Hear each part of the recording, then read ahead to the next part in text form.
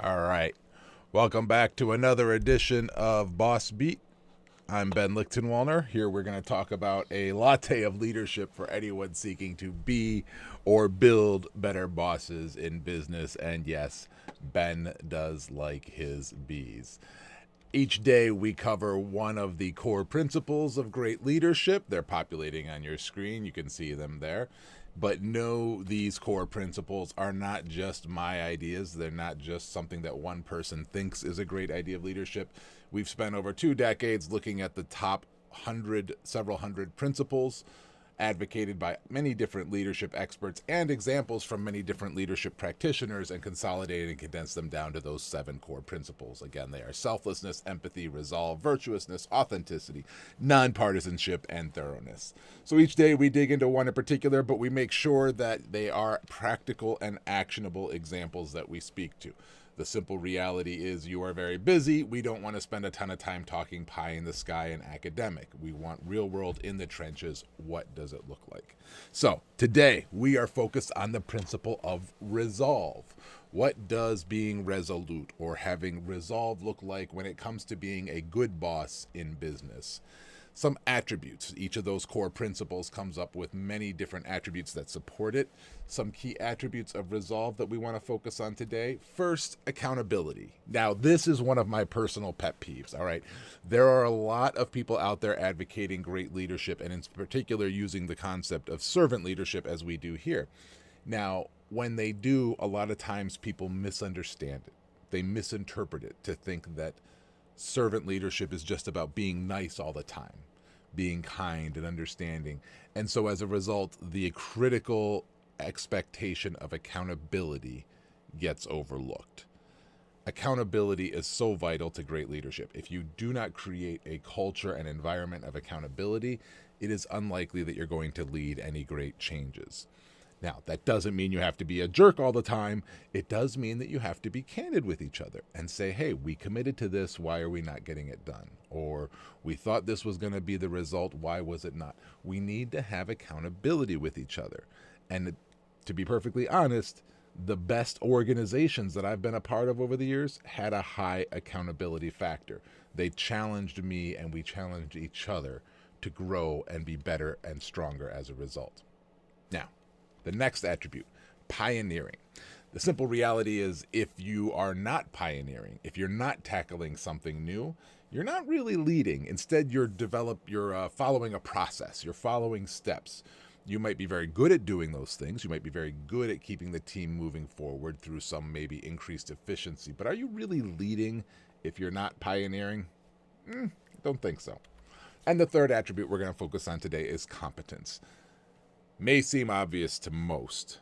However, the reality is often we see people promoted into a position of incompetence.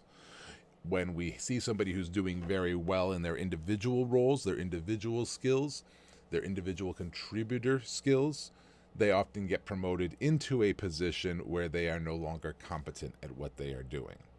So as a leader, you must create a culture of accountability. You must be pioneering, and you need to have competence in those skill sets.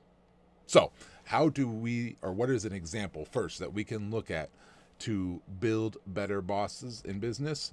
Well, we're going to look at a pretty crazy historic example in Ernest Shackleton. If you're not familiar with the Endurance was a journey that he captained to the South Pole in the early 1900s. I think it was around 1914 to 1917. Now, it was an incredibly arduous journey. In fact, Shackleton, knowing that it was going to be incredibly difficult and incredibly high risk to take a vessel down to the Antarctic, down to the South Pole, he was known for actually identifying and hiring ship hands and employees based as much on their attitude and on their fortitude as on their particular skill sets. In other words, if he was looking for a carpenter, he didn't worry as much about or exclusively about their incredible carpentry skills. Instead, he would focus as much on their carpentry skills as he did focus on their fortitude, their willingness to sustain great conditions, and their attitude. Do they seem like someone, frankly, the rest of the crew could spend months on board a ship in incredibly dire conditions with? That vessel, however, did strike problems. I forget how far it was into the journey, but they did get, as they got into the Antarctic seas, they did get locked into ice pack. And unfortunately, the vessel did eventually sink.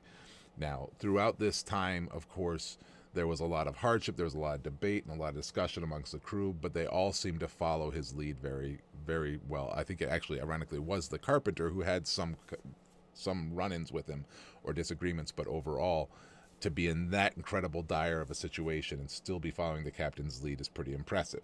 Now, from there, the ship sank, right? They're on this ice pack in glacier ice. They're not on solid land. They spent months on large chunks of ice floating in the sea, hoping, going from one piece to the other, expecting it to eventually land on solid land. It did not.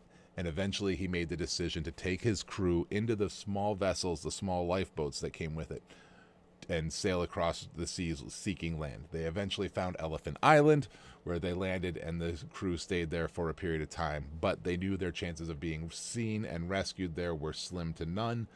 So again, Shackleton took a small crew of 4 men with him, and they got into the best of the remaining lifeboats that the carpenter had revised a bit to try and make it seaworthy. That tiny vessel you see on the screen now, the team captained or took through the rough waters, encountered, again, many great storms. Some of the storms they traveled through were documented to actually sink giant vessels. And yet this crew of 4 on a tiny ship managed to get to the South Georgia Island, or South Georgia land, where there were whaling cities, whaling towns, whaling communities. But they first, after landed, had to hike another 36 hours through mountainous terrain that was uninhabited to get to some of those villages. Ultimately, the team did rescue the rest of the crew. I believe it was over 2 years after they first set sail on their journey. Shackleton's incredible resolve to rescue his men showed up in so many ways, and how he cared for his men. He even left his mittens with one of the men that were left behind who had lost their mittens when the ship sank. It's a tremendous example of resolve and many of the characteristics you look for in great leadership. So if you've not read about the Endurance, I highly encourage you to check it out. Here you see Shackleton, by the way, in a photo. The gentleman to his right was known as right-hand man. It was actually had his ashes, at his request, the ashes, I think it was Wesley was his name. He had his ashes laid to rest right next to Shackleton's grave, and 2 other crewmates there.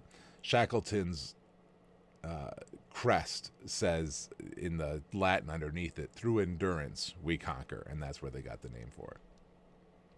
So, how do you boss behaviors for yourself or for those on your team? Well, let's take a quote from Shackleton himself as an example. He had a great quote. He said, "Just when things looked their worst, they changed for the best. I have marveled often at the thin line that divides success from failure and the sudden turn that leads from apparently certain disaster to comparative safety." What does the worst look like to you? What situation are you faced with right now that seems to be the worst, but you can change for the best? What sudden turn do you need to make for those you serve for the situation to turn to the best? As leaders, you have to be facing difficult situations. If it's not a challenge, you don't need a leader, right? If it's easygoing, we don't need leaders. So take that challenge you're facing today, that thing that is really making you struggle, really making you feel like it's time to throw in the towel, like maybe it's time to give up, and no. Simply say no. Look at the people who've gone before you, the leaders of examples that we have here in this course and in these programs. You know better. You're a leader. Stand your ground, stand firm. Things will get better. You can change them from the worst to the better, often with one sudden turn. How can you make that turn? You can do it. I believe in you. All right. I'm Ben Lichtenwalner. I hope you've enjoyed this lesson. And if you have, I encourage you to check out my courses at virtualleadershipprograms.com. There we have many different programs, all of a very similar practical and actionable examples. And if you are interested in those courses, or if you're interested in learning more about servant leadership in general, if I could pull it up, it's not going to come up for me. Go check out modernservantleader.com.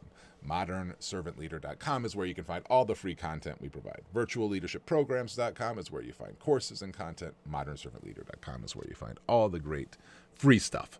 So, and I'm Ben Licht.